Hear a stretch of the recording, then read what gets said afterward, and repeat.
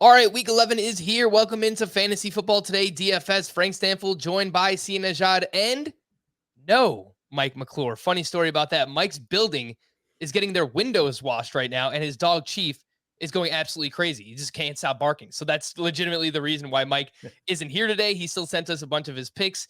He hooked us up with some ownership. And of course, when we do our cheat sheet later on, we'll have Mike's thoughts on some of those as well. Week 11, deep dive. Each game on the main slate. We have 12 games this week. That's right. Only two teams on a bye. So as a result, we have 12 games back here on the main slate. We will have my dad's sneaky DFS picks later on. Try and get back on track there. And of course, our cheat sheet, our favorite value, chalk, contrarian, and stack. And see, we were talking beforehand. It's kind of a unique slate because there's 12 games, but 9 of them are on the early portion of the slate, and only 3 are in the afternoon slate. So I think that's pretty unique because those 3 games in the afternoon, at least 2 of them are going to carry a lot of ownership with the Cowboys, Chiefs, and with the Raiders, Bengals. What are your thoughts on that?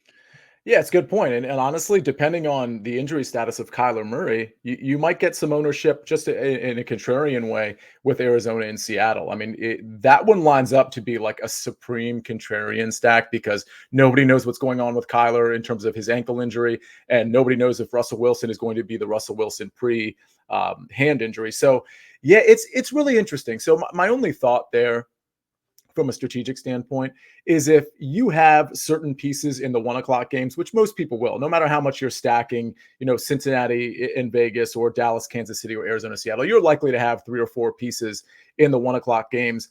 And if they go ice cold, I mean, if you're seeing snowflakes at the end of 4 o'clock, you may want to consider pivoting off not all of your chalky players in the 4 o'clock games, but you certainly want to maybe change things up a little bit. Like if you have a high owned, let's say Tyreek Hill or CeeDee Lamb, and we'll talk about some of the ownership stuff as the show goes, but you might want to consider pivoting off that if your 1 o'clock guys crash and burn. So something just to consider. Listen, you listen to this show, and hopefully those 1 o'clock guys are just fine. So you don't even have to worry about late swapping, but it's always something to keep in mind. No, don't worry. 1 o'clock games. I've got some great Dolphins Jets picks for you coming up a little bit later on. Let's start with the Colts at the Bills up top. The Bills are 7-point favorites with a 50-point total here. All odds come via Caesar Sportsbook. And a little bit of weather to pay attention to here. 40 degrees as of now, forecasting possible light rain out in Buffalo. So let's pay attention to that. But for the Colts, pretty important pieces missing at practice on Wednesday. Darius Leonard, DeForest Buckner, and TJ Carey on defense. And then Eric Fisher and Braden Smith on the offensive line. For the Bills, it sounds like Cole Beasley was limited on Thursday. So he didn't practice Wednesday, returned to a limited practice on Thursday. And then linebacker Tremaine Edmonds did not practice on Thursday. Let's start with Jonathan Taylor here, Sia, because he's just been running wild. 110 plus scrimmage yards and a touchdown in 7 straight games. He also had a 23% target share last week. You love to see that. The second highest priced running back on DraftKings. He's the 3rd highest on FanDuel. But what's happening here is we have a lot of running back value already on the slate. Christian McCaffrey is all the way up here as well. And it's a pretty tough matchup. The Bills are allowing just 3.67 yards per carry to running backs this season. So how do you feel about JT this week? And how does he compare to these other high-priced running backs? CMC, Dalvin Cook, Nick Chubb are the ones that come to mind there. Yeah, I think JT is GSP, otherwise known as game script proof. And I think he's a really nice play this week because, to your point, people are going elsewhere. This is the week they've decided, well, thank you, JT. We love what you've done for us, but it's a tough matchup on the road against the Buffalo Bills run defense. With all of that said, he's expensive. Again, that's why his ownership is going to stay pretty low. I genuinely think he could have a great game against the Bills. So I think if you're stacking this game, it's a really interesting stack because it'll be different. People aren't going to, they might want to pay up for Josh Allen and Diggs, maybe, but there's other stacks, right? Dak and CeeDee Lamb. Let's say Patrick Mahomes and Tyreek Hill or Travis Kelce. I know we've talked, Frank, all week about the Joe Burrow game with, the Las Vegas Raiders. So there's really other ways to go. And I think this one is going to get kind of missed, but it's still a 49.5 point total. It's still over 28 implied points for the Bills, over 21 for Indianapolis, which isn't great, but they can exceed that total. I like a Josh Allen stack with Stephon Diggs, and I don't think you have to bring it back with a pass catcher. We know JT is getting plenty of target share. You just said it at 23% last week. He's going to run the ball. And we know that the Bills can pass against the Indianapolis Colts because their secondary is not nearly as good as their front seven. So I like this game in general, which means I also like Jonathan Taylor. I think Pittman is fine. I think if you want to take a shot at a guy like a T.Y. Hilton at a super low price, that's fine too. But yeah, I'm going to have pieces of this game, including Jonathan Taylor for sure. Josh Allen, you mentioned the name, highest priced quarterback on both sites, and this is a great matchup for him going up against the Colts secondary. Personally, I'm looking at going with one of Mahomes or Dak in cash. I think you can spend down on Cam Newton in cash if you wanted to do that as well. But Allen, of course, always in play in tournaments. And if you're looking to stack this game, Stephon Diggs coming off one of his best games of the season, 8 catches, 162 yards, and a touchdown on a 46% target share. That's right, 46% last week. Sounds like Cole Beasley is going to go. I mean, there's a few other pieces there. Dawson Knox is 4K. Gabriel Davis is 3,900. Sia, do you have any interest in going back to Cole Beasley at 4,800, assuming he plays in this game? It seems like this rib injury is still pretty serious for him. Yeah, I like to pride myself on being really up to speed on the injury news. And we talked about a lot of guys that this show ended up being right on in terms of guys sitting out, like your Kyler Murray's last week, the week before. But I got this Cole Beasley one wrong. You know how we know that is because my best GPP lineup was double stacked last week with Josh Allen, Stephon Diggs, and Cole Beasley. We had it on Tuesday's show. And I didn't think the Cole Beasley thing was a big deal because they had taken him off the injury report. His injury designation last week, I think, fell off on Friday. So, but then, what does he have? Frank, correct me if I'm wrong, but I think he had under 10 snaps last week or something. He played 15% total snaps. Right. So obviously that was a big issue. And it gave rise to guys like Gabriel Davis, who finally emerged and got a few more targets. And Dawson Knox was clearly back. So no, that's a long way of saying I have no interest in Cole Beasley, not because he's a bad player or this is a bad matchup. It's just I don't know what's going on with that injury. I think if you're playing like a huge GPP, like an MME, for example, 150 entry, I think Gabriel Davis is actually kind of interesting. But for me, it's probably going to be Stephon Diggs and Emmanuel Sanders in terms of who do you want to stack Josh Allen with? Yeah, I think I'm there with you too. If I'm playing any kind of single entry 3 max, then I'm probably looking at Josh Allen to Stephon Diggs up top. Maybe you bring it back with Jonathan Taylor or Michael Pittman on the other side. It is a tough matchup for Pittman. According to Pro Football Focus, this is a below average wide receiver cornerback matchup for Michael Pittman. He is 6,100, but I think that could make for a good contrarian play. And what is this? Breaking news. He is here, Mike McClure. What is going on, buddy? You made it. I made it. Sorry I was late, guys. I actually was in a little bit of traffic. I had run out of liquid death and was trying to get back in time, and I couldn't make it. So give us the status report on Chief. Yeah, how's Chief doing? Chief is good. We're asleep on the floor already. It was an exhausting little 60-minute period there of window cleaning. Happens every 4 months. He has not gotten used to it yet. So, all right. Well, we were just wrapping up our first game. We were talking about the Bills and Colts. Do you have any quick thoughts that you'd like to throw in before we get on to our next game? I don't have a ton of thoughts on this one. I'll be avoiding Jonathan Taylor myself this week. I think it's a little more difficult of a matchup. And once again, I want to prioritize those premium wide receivers. So at this point in the week, I'm mostly fading it. I think it could be an interesting time to buy back in on Cole Beasley as a standalone play in a tournament. I think people have a bad taste after the last performance. But other than that, I'm not playing either quarterback, and mostly a stay away in that game for me. All right. So, and that's exactly why we need Mike here, because he said the complete opposite of everything we just did. Well, especially about Cole Beasley, Mike, I want to ask you, does the rib injury concern you at all? Because I feel like it played a part last week. Oh, it definitely concerns me a little bit. So the reason why I like it is I think this game's going to be relatively competitive. The Colts, despite their record, there's a reason why they continue to rate relatively high in like sports betting models and markets in general. They move the football. They do a little better than their results have actually indicated. So I think when the game gets a little more competitive, naturally, Josh Allen's going to look that way just a little bit more when they need to complete some of those passes. So it's a DraftKings only play on a full point PPR site. But really what I like to do is just simply take advantage of situations where we've had a popular player. People have chased points with it a little bit. They got burned. Not an attractive game overall, like not one of the top 3 games to stack, in my opinion, on the slate. So I just think it's an interesting time to buy low. It wouldn't be a core play. I'm not stacking him by any means, but I think it's a very clear fine tournament play because we've seen the upside that he possesses on any given day. Let's move on to the Packers at Vikings. The Packers are 1.5-point favorites with a 47.5-point total.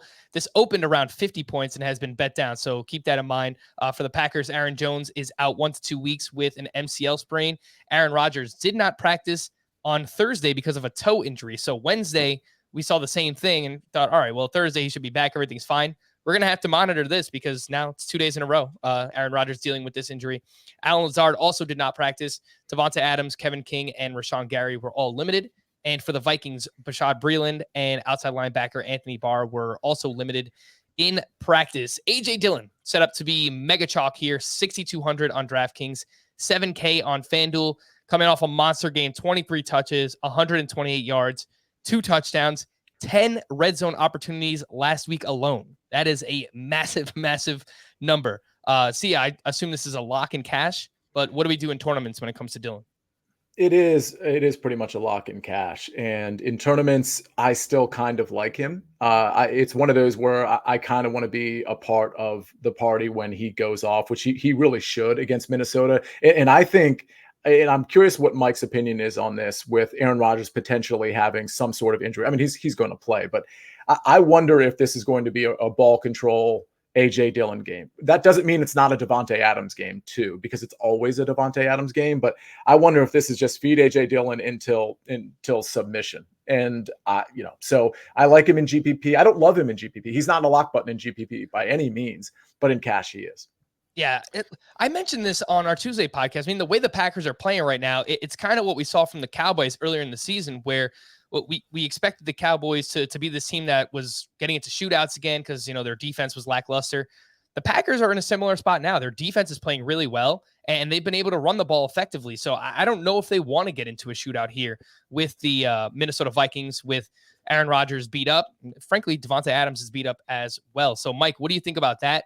I don't know how much this matters at all, but last year when the Packers went to Minnesota, Rodgers had a massive game, 364, 4 touchdowns, and Devonta Adams went 14 catches, 156 yards, 2 touchdowns. It's a really strong matchup here, but I hear what Sia's saying. I think that they just kind of want to play ball control at this point. What do you think? Yeah, I mean, I think it's a little bit of ball control, but the good news is this team, the targets are relatively concentrated. Like, we know it's Devontae Adams. Before that, we knew it was Aaron Jones and a little bit of A.J. Dillon. Like, those are the 3 pieces that you would consider week in, week out, pretty much regardless of matchup even. Like, any given week, Aaron Jones was going to be a fine tournament play. Now we just remove Aaron Jones from the equation. And the fact that they know that he's likely to return in 1 to 2 weeks and is not a season-ending injury, I think that they might be willing to unleash A.J. Dillon completely and just go massive workload there. So when that's happening, I think it's going to be just those 2 guys. So there's a reason why they're the 2 highest owned players in the ownership projections. I think they're both fantastic plays.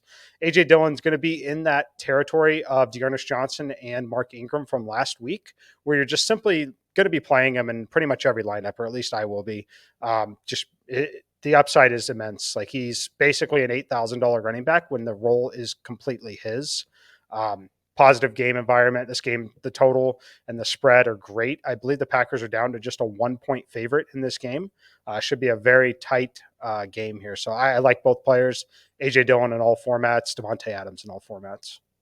Mike, what do you think about Devonta Adams versus Tyreek Hill in cash? If you can only choose one, there are ways to fit in both if you play 2 of Gallup, Bateman, and Pringle, but obviously, you sacrifice a little bit with that. So if you can only choose one, which one? I'll go with Tyreek Hill just because I assume that if you're playing Adams, you're not playing Mahomes. Maybe you are, but I don't want to not have a piece of the Kansas City offense, which is going to go heavily through Tyreek Hill, in my opinion, in this matchup. So I would play Tyreek over Devontae if I was only playing one of them, for sure. And because you have A.J. Dillon likely in your cash game lineup already. Go ahead, Sia. I think you muted yourself. Thank you. Sorry about that. That's cool. So one follow-up for Mike on that. So do you see a scenario where you could actually play A.J. Dillon, who understandably we're all playing quite a bit, and Devontae Adams, but not playing Aaron Rodgers, and maybe still going to stack like Dak and CD or Tyreek and Patrick Mahomes, or whatever stack you want to do? Absolutely. Definitely. Okay. It's likely where I'll end up being as of now. It's got both. Like AJ Dillon is in there, just pure price point play. And then if enough value opens up, like say Alvin Kamara sits again, we have the Mark Ingram. I won't call it a free square, but we have the Mark Ingram play. We know we have a cheap defense. We know we have a cheap tight end. Like if that opens up that way, you can absolutely play both of them without Aaron Rodgers. Yeah, it reminds me of the week that I played Cooper Kupp and Darrell Henderson together in cash. I think a lot of people probably did, and it's just, the offense is as good as they are, and it's just kind of like the way that the slate broke down. We haven't talked about the Vikings side at all. See, is there anything that you'd like to add here? I feel like Dalvin Cook has 18 red zone opportunities the last 2 weeks, which is just an insane amount. I could see him having just an absolutely massive game. I think of the 8K running backs, I think Dalvin Cook might be my favorite. Yeah, I like Dalvin Cook. I mean, you can run on the Green Bay Packers for sure, and that really should be the game plan. And the red zone regression, the touchdown regression to the mean will come, whether it's this game or not. I don't know, but I absolutely like Dalvin Cook. I think this is a real. I mean, you could play Dylan with Cook, or you could play Dylan and Adams with Cook, or go super contrarian with like a Justin Jefferson, who people aren't going to play because just the Green Bay secondary has been pretty good. And there's other receivers, obviously, to play that are not 8,100. But I like Dalvin for sure. Yeah. Last name I'll throw out there, Tyler Conklin, 3,900. He has 5+ targets in 4 straight games, and he caught 2 touchdowns last week. The Ravens at the Bears. The Ravens are 4.5-point favorites with a 45-point total. Lots going on with the Ravens right now. Lamar Jackson did not practice on Thursday because of an illness, non-COVID related illness. Marquise Brown did not practice because of a thigh injury. Rashad Bateman, undisclosed reason, they didn't tell us, but he did not practice. Same thing with Alejandro Villanueva, Brandon Williams, and Pernell McPhee. All did not practice on Thursday for the Bears. Allen Robinson, Akeem Hicks, Khalil Mack, Eddie Jackson did not practice, and Darnell Mooney was limited. There's a lot up in the air right now with the Ravens. I feel like Lamar is always in play, either by himself or with his pass catchers attached. He's the second highest priced quarterback on DraftKings, third highest on FanDuel. Mike, how are you handling Lamar and the rest of the Ravens pass catchers right now? I mean, I think that they're going to be fine tournament plays, but I don't see a scenario where I end up getting to Lamar with everyone questionable, the way he's been questionable, the pace of play in this matchup, just the individual matchup. So I'm not getting there. I have 4 or 5 other quarterbacks that would be options for me before I got to Lamar. It's you could say whatever you want about Lamar, matchup proof, essentially. Like he's always a legitimate option in a tournament, but it's deep enough that I personally will not be getting there this week. If you think that they struggle and have to throw a little more, I suppose you could make the contrarian play at tight end with Mark Andrews, especially if you think Hollywood Brown is banged up. But overall, for me, the Ravens side of this game is a pass. On the Bears side, we have David Montgomery, who is really cheap, 5,500 on DraftKings, 6,800 on FanDuel. He came back in week 9, dominated the snaps. We didn't know if Khalil Herbert would still have a legitimate role on this team. David Montgomery played 85% of snaps. He had 15 of 19 running back touches, 80 total yards, and a 7% target share. I'll throw this way. Really, all the Bears. I think Justin Fields is kind of interesting too at 5,700. He's pretty cheap. He's playing better the past couple of weeks. And Cole Kmet, I think, is in play in cash. He's 3,400. He has 6+ targets in 3 straight games, and it's a really strong matchup for tight ends. I think Kmet is okay for cash if you need to save the money, but stay tuned. I have a tight end that might be even less expensive than Cole Kmet. With that said, I question Kmet's ceiling and Justin Fields' ceiling, so I'm not really going to buy in on that. And by the way, Jimmy Graham got a lot of red zone targets the last time the Bears were out there, and so that kind of like frightens me a little bit. Like clearly they're still using Jimmy Graham in situations where the red zone is the red zone. If they're targeting Jimmy Graham half the time in the red zone versus Cole Kmet, then that's a problem. And again, Justin Fields, as good as he's been, and he was really good against Pittsburgh, I just don't think that they're going to just unleash him. That was just a different type of game where Justin Fields was playing comeback ball. This will probably be a little different. I do love David Montgomery, though, at 5,500. And by the way, as far as Lamar Jackson is concerned, coming off such a bad game and being 8K in a 45-point total, I'm not recommending this play for GPP necessarily, especially if you're only building like 5 or 6 lineups. But if you're building 10, I think one with Lamar Jackson and let's say Marquise Brown, or if Marquise Brown is banged up, or even if he's healthy, a Lamar Jackson with Rashad Bateman stack, you're saving so much money on the Bateman side of that. And then you can just pick apart pieces from some of the other games, whether it's Tyreek Hill or CeeDee Lamb or whatever you want to do, Zeke, Darrell Williams. And then you go to another stackable game and take a very valuable, let's say T Higgins, for example. Like there are things you can do, grab bag of stuff you can do after taking Lamar with like a Rashad Bateman. So I think it's a really interesting contrarian play because he's probably got a bad taste in his mouth. And this Chicago defense is not good. It's a 45-point total. It wouldn't shock me if the Bears can move the ball. It wouldn't shock me if this over comes in. Last thing on this, if Marquise Brown is injured and he's not playing, which I think he will play, keep an eye out for Devin Duvernay just as a pure punt play in a bigger GPP at 3,800 because he's starting to get a few more looks. And I think Sammy Watkins, especially after his fumble last week, is probably going to start seeing a few less looks. He came off the injury, he came in and he didn't really have high impact, kind of a negative impact. And Duvernay's starting to step up a little bit. So that's just one guy to throw in there. And I do think if you're looking at stacking the Ravens, you don't have to bring it back with a Bears player on the other side. And we spoke about that quite a bit on our Tuesday podcast as well. The 49ers at the Jaguars. The 49ers are 6-point favorites here with a 45-point total. And Elijah Mitchell suffered a fractured finger and underwent surgery on Tuesday.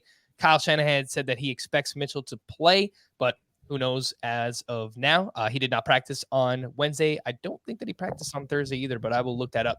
JaMycal Hasty did not practice. Deebo Samuel was limited. For the Jaguars, James Robinson did not practice on Wednesday, dealing with heel and knee issues, but then was a limited participant on Thursday. So it looks like James Robinson should be all right.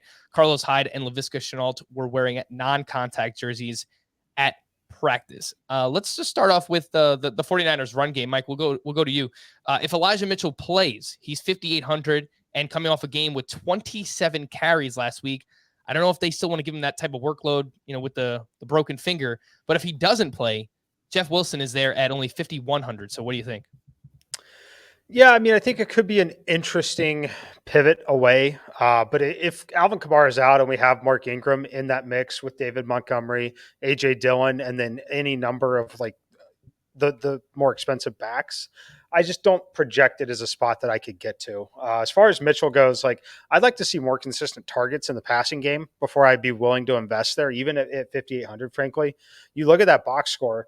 I know he had 91 rushing yards, didn't score a touchdown, didn't get the 100-yard bonus, which looks like he may not in a lot of situations here. 27 carries, 27 touches, and he put up 9.1 DraftKings points. That's actually kind of gross. Like that's not very attractive at all. So, the way that they get the ball to Deebo Samuel in this offense, like for me, that's where I'd be going in this game. I think, we're talking about running backs right now, but Deebo in general, I think is a fantastic pivot away from the guys like Tyreek, Devontae Adams, CeeDee Lamb, even AJ Brown, who I think is going to be more popular than him in his particular matchup. So for me, for this game, I absolutely love Deebo as long as he's playing. Mike, do you worry at all that since George Kittle returned, it's only a 2-game sample, so it's extremely small. Kittle actually leads the team with a 26% target share. Deebo Samuel, 24% during that time, where for most of the season, he was up over a 30% target share. So does that worry you at all? It's obviously not ideal, but the upside that he possesses is I love that he ran the football 5 times in the last game.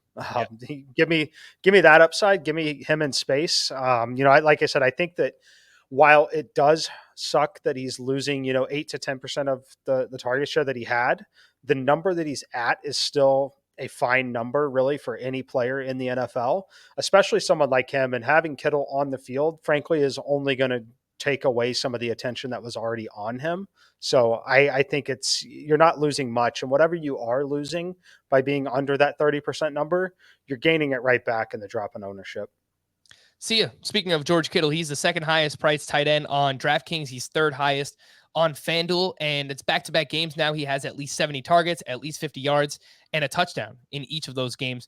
Brandon Ayuk is at 5K. He's playing more. He's seeing some targets, 3 straight games of at least 88% of the snaps for Brandon Ayuk. And on the other side, I mean, I feel like same thing every week, right? Like there's no one else on the Jaguars outside of Dan Arnold. The problem is his salary is now up to 4,100. So what do you think about some of these pass catchers here with the 49ers and Jaguars?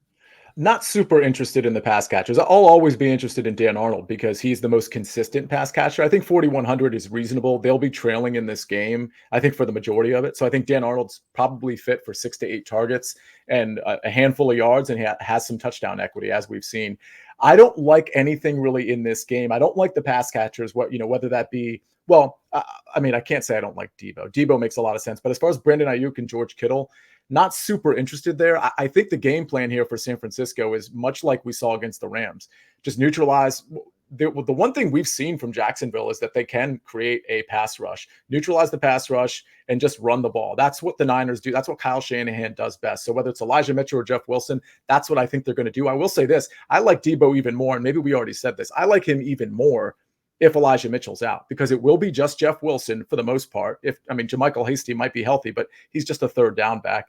And I think Debo's going to continue to see some of that stuff in the backfield. So to the extent Kittle's taking catches away from him, listen, 5 rushes is a lot for Debo Samuel. I believe he had a touchdown. He certainly had a touchdown on one of those 5. So I like Debo there, but I really like Jeff Wilson if Elijah Mitchell is out. I will definitely be hammering that if Mitchell is out. The Texans are at the Titans. The Titans are 10-point favorites with a 44.5-point total here. Farrell Brown limited in practice on Wednesday for the Texans. And then on the Titan side, Jeremy McNichols did not practice Wednesday because of a concussion. And then a bunch of their defensive pieces are questionable. Bud Dupree, Jeffrey Simmons, Harold Landry, among others. Not really an enticing game here between the Texans and the Titans. I think really the alpha wide receivers are in play. It's A.J. Brown, 7,700. Brandon Cooks, maybe. He's 6K. Marcus Johnson, I'll throw him out there. He's super cheap, 3,500. Coming off a game where he just had 100 receiving yards. But outside of that, not really excited about this one. Mike, what do you think? Texans at Titans? Yeah, A.J. Brown's definitely in the player pool. I think that he's a fine pivot away, or if you want to jam a third stud wide receiver in, I think that this is projects as a spot where he could have a really nice bounce back game. Tannehill didn't really look his way too much in that last game, which makes sense when you have Lattimore covering. Much easier matchup for him in this one. So I think that this could be used as a time to get A.J. Brown and Ryan Tannehill back on the same page a little bit in this one. Punt tight end, $2,800, Jeff Swaim. I really like his target share in the last 3 games. He has 2 touchdowns in those 3 games, but looking at 14 targets, 14 targets in the last 3 games. He caught 12 of them, at least 23 yards into each game, touchdown in 2 of them. So I think you could do a lot worse with a punt tight end at 2,800. I think it's an interesting way to go about this one. I mentioned Jeremy McNichols didn't practice on Wednesday. He didn't practice Thursday either because of this concussion that he's dealing with. So, look, if we take one of these pieces away, we have a lot of running back value, but Deonta Foreman has looked good of the Titans running backs. He's only 4,900 on DraftKings. So I'll just throw the name out there. Sia, is there anything else you like in this game or anything at all? Texans at Titans? Not really. I like Brandon Cooks with a negative game script. They're just certainly going to lose this game. They'll be down the majority of it. I think Brandon Cooks is going to get peppered by Tyrod. Other than that, I agree with the Jeff Swaim play. If you want to pay down for tight end, that's certainly one of the plays. A.J. Brown, I don't think I'm going to be getting to because I like so much more and I like the game scripts of other games so much more. However, if you're like, for me, if you're not doing a single entry GPP or maybe like a 3 max, if you're doing something maybe a little bit bigger where you need maybe some more contrarian plays. And I think A.J. Brown might be a good pivot off of some of those more popular guys. All right. The Dolphins are at my beloved Jets, and the Dolphins are 3-point favorites with a 44.5-point total. Tua Tagovailoa will start in this game. On the Jets side, Zach Wilson will not, which means we're getting good old Joe Flacco. Mike White. It was fun while it lasted. Starting cornerback Brendan Eccles was placed on injured reserve for the Jets as well. So that actually might help them because I looked up his PFF score earlier and it's like just red across the board. So I don't know, maybe somehow this helps the Jets defense. They can't really get any worse.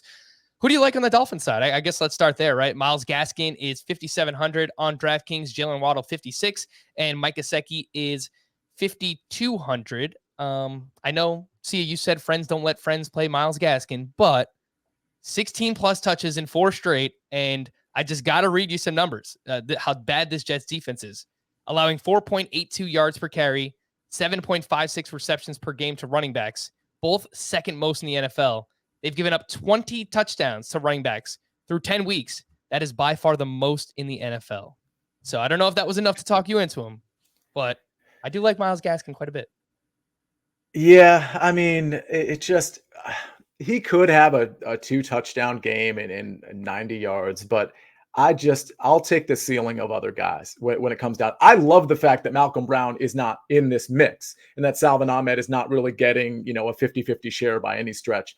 Myles Gaskin just doesn't do a lot for me. Now, I will say this. The Jets in the red zone last week against the Bills were so bad. They just couldn't tackle. Myles Gaskin, though, it's just, it's fine. 5,700, it's a good price. He has a very high floor. I totally get it. I just don't think I'm going to go there. If I was going to take a piece of this game from Miami, it would probably be Jalen Waddle as opposed to Myles Gaskin. But listen, if you wanted to stack this game, with Tua and Jalen and maybe throw in Myles Gaskin, who, can catch some balls, that's fine. I get it. I'm just not going to do it. All right. On the Jets side of things, Joe Flacco is starting. Mentioned that 4,600, which, Mike, you've talked about some backup quarterbacks playing before. The guy is sub 5K. He doesn't really need to do much, right? 200 yards, 2 touchdowns. I mean, that'll get us there. It's gross, but I'll just throw the name out there, Joe Flacco. And speaking of gross, Jamison Crowder, I think it's sneaky. He's 4,700. I wish he was cheaper. I looked back last year. Flacco started 4 games for the Jets, and Jamison Crowder had 2 monster games, and then he had another game which was solid while Flacco was in there. Crowder, 83% of the snaps last week, 45 routes on 53 dropbacks. He's on the field. He's playing. He has a rapport with Joe Flacco. So, Mike, I'll just throw the name out there. Jamison Crowder. I like the name Jamison Crowder a lot more than I like the name Joe Flacco. I can tell you that. There's nothing wrong with Jamison Crowder. I believe he has, 1 touchdown on the season back in week 4. Other than that, I like what I've seen in terms of the number of targets he's had. So, yeah, I don't hate it. I think it's a fine pivot away from Beasley or Jarvis Landry or any of those guys in that range. I think it's reasonable, but I'm definitely not going to be playing Joe Flacco. The price point is attractive. You're right. The problem with it is there's another quarterback named Cam Newton, who's only 5,100, who I would way rather invest in than Joe Flacco, even if Joe Flacco was 3,500, frankly. So it could happen. Like, it's not going to shock me at all if they get behind and Flacco throws for 300 yards and somehow 2 touchdowns. Like, very well within the range of outcomes for him. And I'll probably be regretting it if I don't have a piece, but I'm willing to take that risk. But I do like your call of Crowder there. I think that that's a good little one-off play, but I'm not willing to stack him with Joe Flacco. Do you like anyone on the Dolphins side, Mike? Jalen Waddle for sure. I think Jalen Waddle's target volume is there.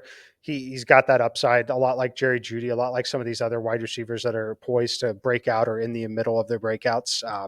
The upside is something that I can't ignore, frankly. And Jets Dolphins is just a game that screams that it's going to be competitive enough that he's just going to be out there. I'm with Sia on the anti-Myles Gaskin train. Definitely not getting there. The problem for me too is in the red zone. Like, they've got Waddle, they've got Gesicki, they've got Tua with his legs, and then they also have Preston Williams, big 6'5" guy they bring out there in the red zone. They love to throw to him in the red zone. It's too crowded for me, so I can't get there on Myles Gaskin, unfortunately. Frank, let me jump in because Preston Williams is an interesting case. I actually played him, I believe, in Showdown quite a bit when last time the Dolphins were out in that Showdown singular game. But it turned out to be Albert Wilson who got a lot of the run there. Do you think, and I'm asking you both, do you think that was an anomaly, or has Albert Wilson potentially assumed the wide receiver 2 duties because he's only 3,100? And that is obviously against the Jets. Can Albert Wilson get loose? Absolutely. That's a great call. Great call. Williams was almost strictly used in the red zone packages only, which is obviously great for touchdown equity, which hurts Wilson's touchdown equity in theory a little bit. But, in between the 20s, I'm very confident that Wilson is ahead of him on the depth chart.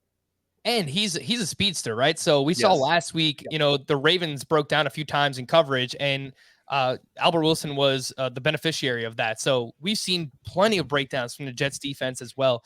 So yeah, I think that's a fair call. And we know that they've dealt with some injuries with their wide receivers. Albert Wilson was up to 55% of the snaps last week. So yeah, he should be on the field quite a bit here against the porous New York Jets defense. If you'd like to play against us this week, in our DFS contest. You can on DraftKings. 150 entries, $5 to enter.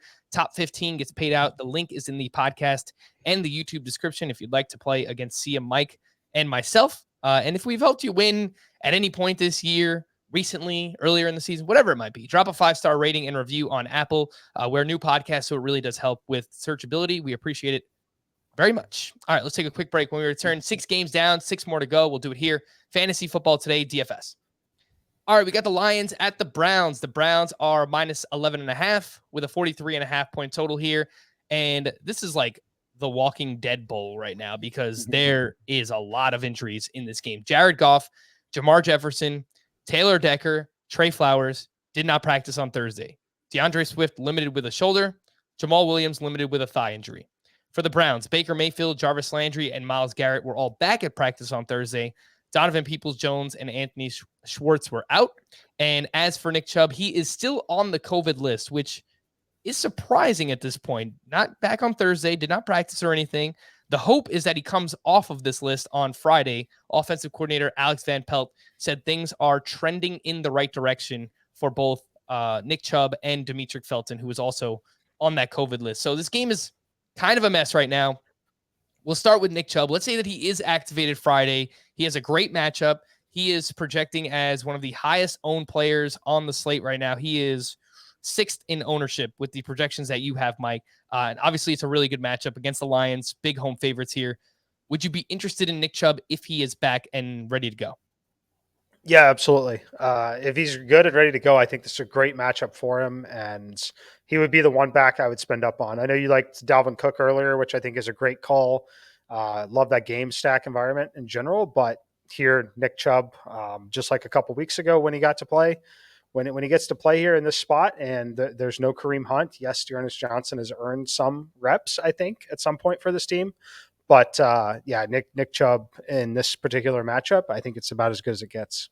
And if for some reason Nick Chubb is not activated Friday, Dearness Johnson is 5,600, and the 2 games that he started this year, I believe it's 22 plus touches in each of those. The guy's been an absolute smash. So if it happens, then yes, we're going back to Dearness Johnson.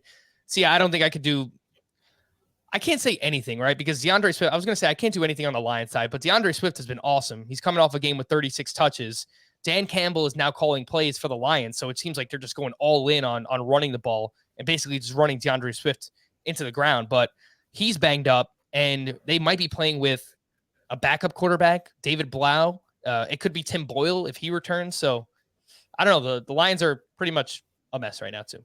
Yeah, this is a get-right game for Cleveland, which is all the more reason to play Nick Chubb if he's healthy. I mean, I am a little concerned that he wasn't at practice today and that he's not like officially off the COVID list. So I think that warrants some investigation before we decide to put him in our lineups. And we have a few days to do that. But yeah, I don't like DeAndre Swift this particular. I think he's fine. If it was a different slate, I would be fine with DeAndre Swift. But with all the running back value that we have and the running backs that we might want to pay up for, I just don't think I'm getting to DeAndre Swift. So it's a no on the Lions side for me. All right. The Saints are at the Eagles. The Eagles are 1.5 point favorites with a 43 point total. Alvin Kamara was limited at practice Wednesday and then out again on Thursday. Ryan Ramczyk, Teron Armstead, Taysom Hill, and Ty Montgomery all did not practice Thursday as well. On the Eagles side, Dallas Goedert returned to practice, as did Miles Sanders, who had his 21-day window to return opened up earlier this week. This is another one that's up in the air right now, but if Alvin Kamara is out, Mark Ingram, we mentioned him a few times already, 5,400 on DraftKings in a really strong matchup. Mike, I assume that we're good with Ingram and Dillon and Cash, right? If Kamara's out. Yeah, absolutely. We're definitely good with Ingram in all formats, in my opinion. It's a little fragile in tournaments, but I will be going there. Yeah, all in on Mark Ingram if Alvin Kamara is out. And to go back to Cleveland quickly, if Chubb for some reason isn't activated, yeah, Dearness Johnson, like we're probably not going to do another special pod ahead of that, but Dearness Johnson is once again lock button status in every single format, no matter what. So there is a scenario where we could have all 3 of those running backs, Dillon, Mark Ingram, and Dearness Johnson. And what a mess that would make this slate in tournaments. Yeah. I mean, what do you do if that's the case, right? Like if you're in tournaments, you can't play all 3. Like you can only play 2 of them max, right? I mean, you probably would want to play them and then pay up for one of the other running backs that we know is going to see a massive drop in ownership. But you could definitely get away with three of them. If they all three hit 20 plus fantasy points, you can definitely get away with playing all three of them just because of what it does for the rest of your roster. Likely gives you a high floor QB, likely gives you at least one stud wide receiver. It's going to be a very interesting slate if that happens. I'm in the camp that I don't think that will happen. I think that the likelihood that we get to play all three is very low. I think that it's more likely that Kamara and Chubb are both in and that we're no longer talking about Mark Ingram come Sunday. All right, let's get back to this game. And on the Eagles side of things, see any love for Jalen Hurts, 6,800 on DraftKings. He has 55 plus rushing yards in 4 straight. A problem, again, only 23 pass attempts last week. He did have 2 touchdowns, so that definitely helped overall. The Saints, while they are a good defense, they're giving up the 6th most fantasy points to quarterbacks over the last month of the season. And Devontae Smith, we've talked about him quite a bit. He's emerged 3 touchdowns over his last 2 games. But the salary now creeping up to 6,400. What do you think about the Eagles? Don't like them. Don't like anybody on the Eagles. And if you wanted to play Jalen Hurts, my question to you would be, and I'm not this Cam Newton truther all of a sudden, but my question would be, why are you playing Jalen Hurts when you could play Cam Newton? It's just the matchup is a little bit better for Cam Newton. I think Cam Newton presents a little bit more upside just in the passing game relative to Jalen Hurts, especially how they've been running the ball. I mean, it's almost as if they're like, yeah, Jalen, we just don't want you to pass the ball. We're not interested in that. So let's run it as much as we can until we have to pass. So no, I'm not interested in the rushing yards equity with Jalen Hurts because I just don't think the ceiling is high enough there against the Saints. I'll bring up a few names on the Saints side of things. Adam Troutman is 3,300. He played 84% of the snaps last week, and it's a good matchup going up against the Eagles. They do allow quite a bit of fantasy points to tight ends. Someone pointed out to me on Twitter, because I tweeted about Troutman, and they said that he made a big mistake last week and that Sean Payton was not happy with him. So keep that in mind for whatever it's worth. I mean, maybe Juwan Johnson works his way in. The other one is Traquan Smith. He's 4,400, 91% of the snaps last week. And I feel like this isn't usually part of his game, but he ran 20 of 36 routes out of the slot. So it seems like he's probably going to avoid Darius Slay. He has a touchdown or 53 yards in 3 straight, and he's pretty cheap. So can I interest you in any Traquan or Adam Troutman? Not Troutman, but yeah, I think Traquan at 4,400. If you need to go down that low, listen, there's other guys in that exact range that we really like this week. I mean, Rashad Bateman's right there at 4,500, Michael Gallup at 4,200. But depending on your build, maybe you want to take one of those guys and you need to take another flyer, or maybe you're in a bigger GPP and you don't want to take the chalk of Gallup and the potential chalk of Bateman, and you want to pivot somewhere else. It would make sense. I would just warn that this game is likely to be a lot of back and forth with the run game. So I just question how much opportunity Traquan Smith would get. All right. The Washington football team are at the Panthers this week. The Panthers are 3.5-point favorites with a 43-point total and big injuries, unfortunately, on both sides here. Star defensive end Chase Young tore his ACL last week and will miss the remainder of the season. Curtis Samuel and Ricky Seals-Jones did not practice on Thursday. Logan Thomas remains on IR. Antonio Gibson, Brandon Scherf, and Kendall Fuller were all limited for the Washington football team. And then for the Panthers, center Matt Paradis tore his ACL last week and is also done for the season. We've talked about him quite a few times already today, but Cam Newton, he's 5,100 on DraftKings, $1,700 less than the aforementioned Jalen Hurts. And he hopped in the red zone last week, didn't really know the playbook at all. He ran for a touchdown. He threw another touchdown in. It's a great matchup here.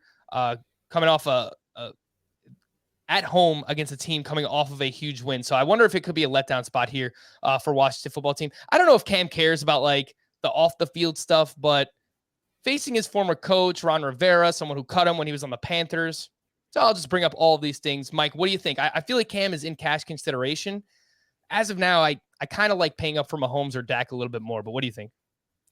Yeah, for me, it's all going to depend on what happens with the running back value. If the running back value opens up like I think it might, like if we get to play Mark Ingram, for example, then it's going to be a Mahomes first. If not, then it's going to be a Cam Newton first.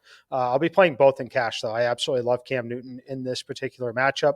I love him at this price point. I mean, if you're, look, we don't think Cam necessarily is going to be who he was a few years ago, But if he's anywhere remotely close to that, Cam Newton was an $8,000 quarterback a few years ago. If you remember back to playing DFS, it's just a ridiculous value. And he has one of the best weapons in football for racking up statistics, and that's Christian McCaffrey. We love to dump the ball to Christian McCaffrey. That's going to help a lot.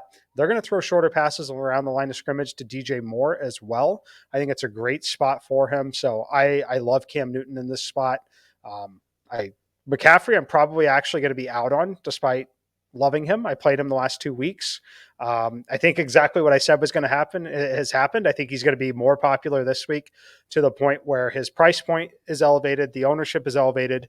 Now the market on him is efficient. Like, his probability of being in the optimal lineup is mostly going to match where his ownership level is. So I'm going to invest in Cam, probably pair him with DJ Moore a little bit. But yeah, to answer your question, I love Cam Newton this week.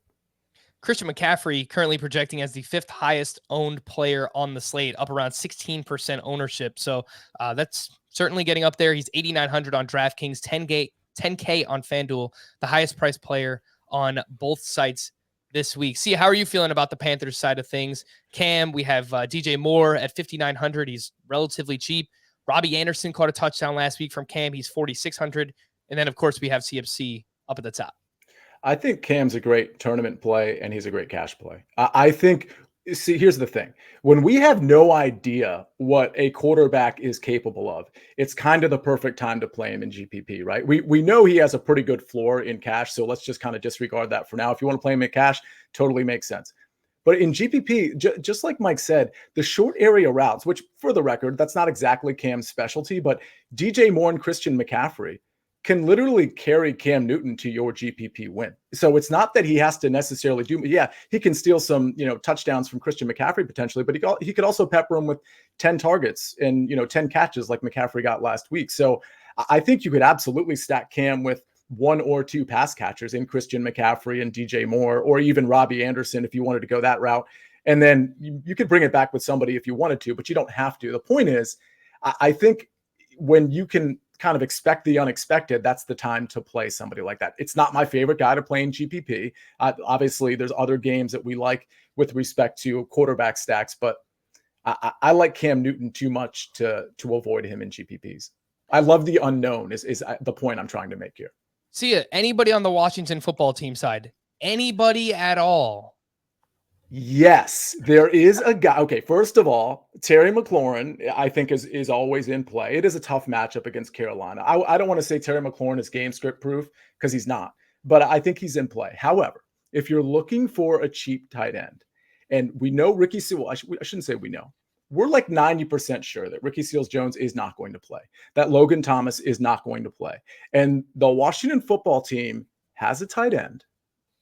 He's 6'5". He's 250 pounds. In high school, he was a triple jumper. He was a hurdler. He was a long jumper. At Boise State, his hands, go back and watch highlights. This guy's hands are amazing. He's a great blocker. He'll be on the field all the time on a team that utilizes the tight end all the time. Oh, and by the way, he wears a black headband. So in honor of John Bates, who is a mere 2,500 on DraftKings, it's go time. Hey, listen, we need to save money, guys. You can't just play Tyreek Hill and CeeDee Lamb and Patrick Mahomes and Devontae Adams. You need to save some money somewhere. So I'm saving it with John Bates. And that is a real player. He does exist. He plays in the NFL. He's on the Washington football team. See ya. Love the headband. And I love the fact that you did as much research on John Bates as you did. Go ahead. Oh, I have more. Well, do we have more time on the show?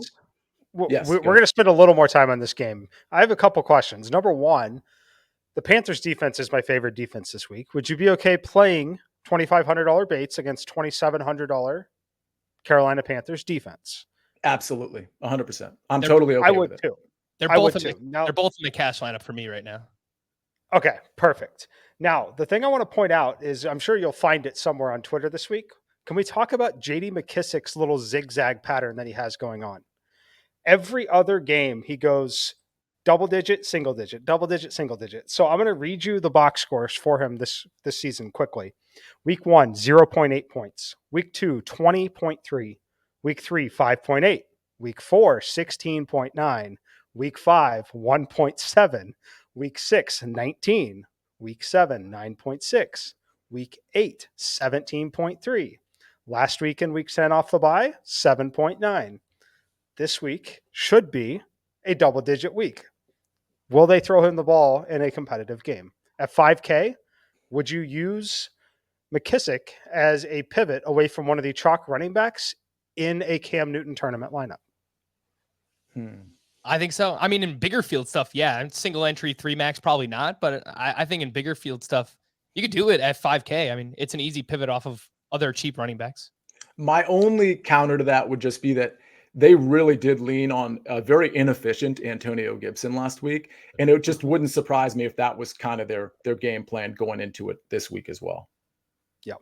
All right, that'll do it. We're keeping that headband on. Definitely. That is awesome. We are finally up to the afternoon slate, and we have like 10 minutes left. So let's try and get through all of this here. The Bengals at the Raiders. The Bengals are 1-point favorites, 50-point total here. The Bengals coming off 2 awful losses in a row, one to the Jets, and then they got obliterated by the Browns before their bye. And on the injury front for the Bengals, their center Trey Hopkins limited in practice. For the Raiders, 2 of their cornerbacks, linebacker Nick Kwiatkowski and Jalen Richard, did not practice on Wednesday. And then Josh Jacobs has been limited so far in practice. More than anything, I think the Bengals side here could be decently popular. Obviously, so much ownership is going to go to the Chiefs and the Cowboys, rightfully so. But T. Higgins, 5,400. I feel like every week that he is in this price range that he's going to be in cash consideration, 25% target share, leads the team with 8 red zone targets on the season as well. And I have interest in Joe Burrow to Jamar Chase stacks. I think it's going to go under-owned. I think the Raiders secondary is kind of beat up right now. Burrow 6,600, Jamar Chase is 7,200. And frankly, I think Jamar Chase has as much upside as any wide receiver on the slate. So Mike, what do you think about Higgins and cash and then potentially stacking Burrow and Chase? Yeah, I like Higgins in all formats. I think that Burrow's a fine stack. I think you could double stack him. I think you could bring it back with Renfro or Waller. I think this game is awesome. I think it's going to be super competitive. I think the Raiders are the sharp side in the betting market even. It's going to be a fascinating game. I think it could absolutely turn into a shootout. And I do think you're right. I think they'll be under-owned. Like, I don't think many people are going to prioritize Jamar Chase over someone like Tyreek Hill, Devontae Adams, CeeDee Lamb. Like that's just not happening on this slate. And then throw in, I talked about AJ Brown a little bit. I do think AJ Brown's still going to pick up just a little bit of ownership. I think this might be one of the best Jamar Chase spots. I believe they're coming off of a bye. We're kind of out of sight, out of mind a little bit. I definitely think this is a great spot to buy in there. I think the focus will be on Higgins, who's going to be kind of the optimizer darling that's going to pop up in a lot of optimizers. So I'm with you on Chase. And you know what? See, I guess I just like the entire Bengals team in general here because I like Joe Mixon too as a good GPP way to get different. He's 7,600. He's expensive. I get it. The Raiders struggle against the run, 4.55 yards per carry to running backs this season. They just gave up 9 catches, 101 yards, a touchdown to Darrell Williams, looking like Randy Moss out there, by the way. And Joe Mixon has 5+ targets in 3 of his last 4 games. So I just really like the Bengals side in general here, top to bottom. I kind of struggle with the Raiders side of things. Hunter Renfro's been really good, but he's now up to 5,800. We haven't really seen ceiling games out of Darren Waller. So what are you doing here with the Bengals and Raiders? I certainly haven't decided who I'm using on the Raiders side in terms of a bring back, but I love what both of you were saying about the Bengals game. This one is not like under the radar. Like, people understand this is a game to stack, but to your point, it's not going to be like the Kansas City Dallas game. This is going to be like it's just going to be inferior to that in terms of the rostership, the stacks. So I hate to hedge here, but I almost think you have to get multiple pieces of this game through multiple different lineups. Like, I think you could take a piece of Mixon out of this game and hopefully you can put him in with your stack of the, Kansas City Dallas game or whatever stack you choose to go with. But I absolutely love the Joe Burrow, Jamar Chase, T. Higgins stack, or maybe Joe Burrow Mixon, because we're talking about his pass catching abilities, and Jamar Chase or T. Higgins, if you just kind of hope that somehow they neutralize Jamar Chase. I am going to be playing this game several different ways. The problem for me is, I don't like stacking the Las Vegas guys. and I don't know who to stack it with. Like, part of me is thinking Bryan Edwards. Maybe he's finally coming out of his shell. We saw a little bit of that last week, and he's only 4,100. And he is more likely, the ADOT, Bryan Edwards versus Hunter Renfrow, it's night and day. But of course, once you get close to the goal line, Renfrow is the preferred target. So it's really hard for me to decide. Waller's obviously in play there, but does Waller wear a black headband? No. And also, he's been neutralized quite a bit over the last few weeks. It's not the same, well, the whole season, really. It's not the same Darren Waller. He is a focal point of this offense, especially with guys like Ruggs out of the picture. So the bring back is tough. You don't have to bring it back, but in this game, because of the total, I think you do. It might be Bryan Edwards for me. Yeah, I think from a GPP perspective, if you just wanted to do a mini stack of Joe Mixon with Bryan Edwards on the other side, I like that quite a bit. Here we go. Cowboys at the Chiefs. The Chiefs are 2.5-point favorites here. 56-point total, the highest on the slate by far for the Cowboys. Tyron Smith, limited at practice, but everything else good to go there. For the Chiefs, cornerback L'Jarius Sneed, limited at practice. And as of now, the Chiefs said that they will evaluate how Clyde Edwards-Helaire looks in practice this week and then decide whether they will activate him from there. So I don't know if we'll get it on Friday. I think a couple of weeks ago, we got the Christian McCaffrey news, whether he was coming off the IR on Saturday. So maybe we get some Clyde news then. But it might be closer. It might even be closer to kickoff. Who knows? You almost feel like this has the makings of like that crazy Chiefs-Rams game from a couple of years ago on Monday Night Football where they combined for like 105 points. I mean, on paper, look, we're not expecting that many, but that's what it seems like we should get. But who knows? It's going to be extremely popular. Cowboys, Chiefs offense both got right. Mahomes, especially in prime time, 406 yards, 5 touchdowns last week. Mike, we'll start with you. What is your favorite way to stack this game? Yeah, I mean, my favorite way is going to be a double with Patrick Mahomes, Tyreek Hill, and Byron Pringle. Just love the price point of Byron Pringle, the way it opens things up, the way it gets a little different there. That said, I love Travis Kelce as well. I will have lineups where I fade Tyreek and play the Travis Kelce angle, get exposure to some of the other wide receivers we've talked about. As far as that, I mean, obviously you could stack the other side very, very easily. CeeDee Lamb will be a real focal point. The other one that I think will be a tournament focal point for me is going to be Dalton Schultz. I think Dalton Schultz, this is a really interesting time to buy back in on him. He dropped a touchdown in the end zone last week, and that totally changed what his box score looked like. I think that in this competitive game, which maybe it won't be competitive, maybe one team will blow out the other and we'll look a little silly, but we're going to pretend like this one's going to be a competitive shootout like it should. I think that that's going to be a weapon that Dak's going to look for over the middle of the field here. So, it's easier said than done stopping CeeDee Lamb and Amari Cooper, but that'll obviously be the focus for the Kansas City Chiefs. I think that Schultz could definitely have a few of those longer 20 to 30-yard catches over the middle like we've seen at times from him this season. You know what's so interesting about this, too, is that we have cheap players on both sides that make stacking and double stacking and bringing back on the other side pretty easy. And you mentioned Byron Pringle, 3,400, played a season high 61% of the snaps last week. That was ahead of Mecole Hardman, ahead of Demarcus Robinson. Pringle now has either 55 yards or a touchdown in 4 of his last 5 games. So he's getting more involved. He's making things happen. And then we have Michael Gallup, who's 4,200. He played 53% of the snaps in his return for the Cowboys last week, ran 21 routes on 40 dropbacks in a blowout. So keep that in mind. But we have a bunch of different ways to go here, Sia. So, I mean, you could talk about it from the Chiefs side first and the Cowboys, but how are you looking to stack either side in this game? Yeah, I definitely prefer Patrick Mahomes with Tyreek Hill in terms of just a primary stack. I think I love that we're talking about Byron Pringle over Mecole Hardman because just ode to preseason when I was kind of like on Mecole Hardman in terms of like, why do people think this is like the next guy? And it turns out he's not. So it's like, I love Byron Pringle's good. Okay. Not that Mecole Hardman's bad, but I think he sort of fit in with Byron Pringle, Demarcus Robinson. He was no better than those guys other than just obtaining some more speed there. I like Patrick Mahomes to Hill. I think the double stack with Pringle makes sense.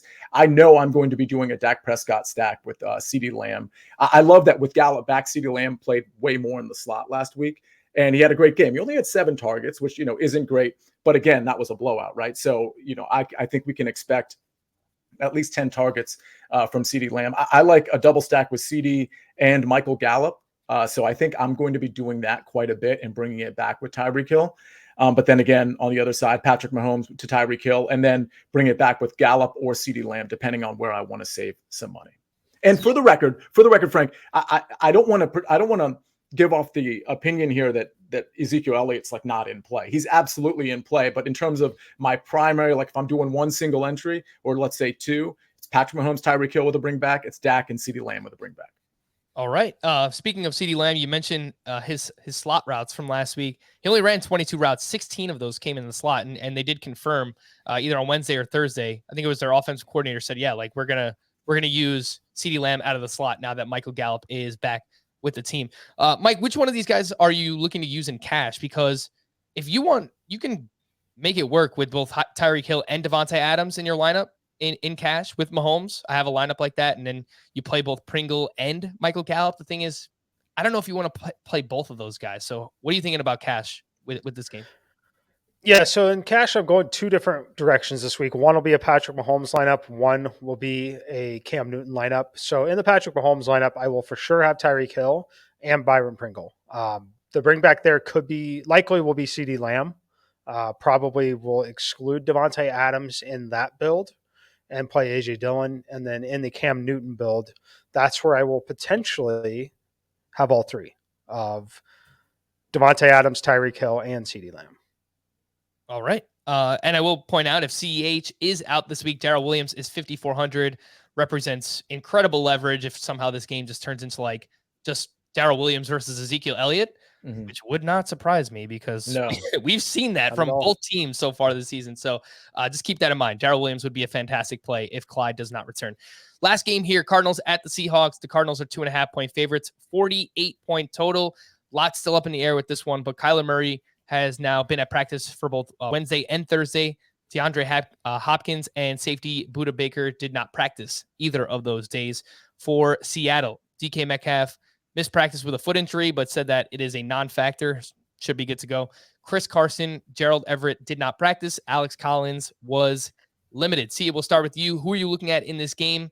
Seems like it sets up for a really nice spot for James Conner once again. He is 6,100 over on DraftKings. Yeah, especially, I mean, if Kyler Murray plays, he's not going to be 100% in my opinion. So I think they'll definitely be leaning on James Conner as much as they have the last couple of weeks. 6,100 is certainly a fair price. I like him. I think on that side of the ball, I think Christian Kirk is definitely in play. I don't think DeAndre Hopkins is going to play. I don't really like any other receivers or pass catchers, including, of course, Zach Ertz. On the other side of the ball, I mean, I think that's an interesting contrarian stack. Before we get to that, I'm sure you're going to ask Mike about that. I think this would be the game where if your 1 o'clock guys fall flat for whatever reason, and you think you need to pivot off your stacks with Kansas City and Dallas, this would be the definitely the contrarian one to pivot to, and then is slightly less so that Las Vegas Raiders Cincinnati Bengals game. So something to consider if you fall flat at the 1 o'clock games and you're on that KC Dallas game, you might want to get off of that and on to one of these other two games. And a good way to do that is with the Seahawks wide receivers, who both seem like they're undervalued this week. 6,800 for DK Metcalf. Mike, I know you mentioned Tyler Lockett the other day, and he's only 6K on DraftKings. So how are you looking at this game, Cardinals Seahawks? Yeah, I like it in tournaments quite a bit. I'm undecided so far if it's going to be just a Tyler Lockett one-off in a lineup or if I'm going to go all out here and play Russell Wilson with Tyler Lockett. I think it's a great spot to buy low on Russell Wilson. Not many times. I mean, I know the signals are bad. He looked terrible last week. I'm going to give it a little bit of a pass. I think he was a little bit rushed back into that game. It was cold. It was snowing. It was Lambeau. Now, I think this is a better spot. I really do. And you don't see Russell Wilson at $6,500 very often. I know that Patrick Mahomes is cheap. I know we have a cheap Cam Newton. So we're looking at a combination of one of the lowest salaries we've seen for Russell Wilson combined with incredibly low ownership for Russell Wilson with a cheap or two cheap pass catchers on the team and running backs that are banged up. I think it's a really good spot that he could pepper Tyler Lockett. It could be the 13-14 target game for Tyler Lockett here. And I'm going to be invested in it in some way. As of right now, it'll be at least Tyler Lockett one-off in tournaments. But the closer we get to Sunday, the closer I'm getting to having a Russell Wilson to Tyler Lockett lineup. My dad AKA the Don. He's got sneaky picks. He's looking to bounce back. Did not perform well his first week here on the podcast back in week 10, but he promised. He said, "Look, we're gonna get back on track." So take it away, Pops. Let's see who you got. Hello, everyone. This is the Don here. Things didn't turn out the way they were supposed to last week, but my week 11 picks are going to be Brandon Ayuk, and the bonus pick is going to be A.J. Dillon. And you could choose either one, or you could be like me and play both of them. And that's the bottom line because the Don said so. All right, so when he sent this over, I said, look, A.J. Dillon's going to be super owned, Poppy. Like, you got to give me someone else. You know, he's just like, nope, that's who I'm going with. He's like, I'm not re-recording it. I'm like, all right, that's who we're going with. He is a Packers fan, by the way. So I guess he just figured, look, it's not Aaron Jones. So people are going to be on A.J. Dillon. But Brandon Ayuk, I think, is a pretty interesting call. Currently projecting 2.5% ownership. He's only 5K on DraftKings this week. All right, that one we will take as a sneaky call. A lot of people will be playing A.J. Dillon. Let's wrap up with our Week 11 cheat sheet, our favorite value, chalk, contrarian plays, plus our favorite stack. And Sia, we will start with you. Yeah, I'll start with the chalk play of A.J. Dillon at 6,200. So me and the Don are simpatico, so that's pretty cool. Contrarian play, I'm going to go with Jonathan Taylor. It doesn't sound like a contrarian play, but it really is this week. Super expensive and in a tough matchup. But again, I think he's game script proof. The stack is going to be, it's a Dak stack. Dak Prescott to CeeDee Lamb. I absolutely love that stack. I love any type of stack really in that game. And my value play, of course, listen, it was going to be Rashad Bateman, but I didn't want to waste this black headband. So keep Rashad Bateman in mind as my value play. Hopefully he'll be healthy on Sunday. I'm very confident he will be. But John Bates with the Washington football team as the only healthy tight end is my value play. We didn't even talk about it, by the way, but Taylor Heineke, he likes to throw the ball to the tight end. We've seen that quite a bit so far this season. So just another feather in the headband for John Bates. Mike, you are up. Value, chalk, contrarian, and stack. Value play, Byron Pringle. You mentioned season high in snaps. He's definitely overtaken Demarcus Robinson on the depth chart, but he is rapidly overtaking Mecole Hardman as well. Look, Patrick Mahomes trusts him really in all formats and in all game scripts, but especially when the game is competitive and Tyreek Hill or Travis Kelce are struggling to get open at all. Byron Pringle is that safety blanket at 3,400. The way he's playing, like there's no reason he shouldn't be at least the same $4,000 that Mecole Hardman is. So he's one of my favorite plays here. Chalk play, I'm listing Mark Ingram just because Alvin Kamara was very limited on Wednesday, missed Thursday. The line has moved back to 2. That tells me that there's a good chance Alvin Kamara does not play. Or at least he is really, truly highly questionable to play in this one. And then my contrarian play, Tyler Lockett. I mentioned it here. Look, I think it's a great spot to buy low on the Seahawks. The running game is banged up a little bit. The Arizona defense is actually still pretty good. I think it could be a matchup, especially with DK Metcalf dealing with a foot injury. He says it's no big deal, but if it's a big enough deal that we all know that it exists, it's still a deal, especially for a wide receiver that makes aggressive cuts, that is a speedster, could flare up at any time. So I like Tyler Lockett. And then my stack, it's Patrick Mahomes to Tyreek Hill, my favorite in all formats. All right, value play for me, Michael Gallup in that game, Cowboys and Chiefs, 4,200 here in this spot. Good way just to save some salary and obviously get some exposure to the best game on the slate. Chalk play, no surprise here. Tyreek Hill, 8,200, 27% target share on the season. We've seen some really big games, obviously, from Tyreek Hill this year. We'll see if he can keep it rolling against the Cowboys. Should be fun to watch Tyreek Hill going up against Trayvon Diggs this week.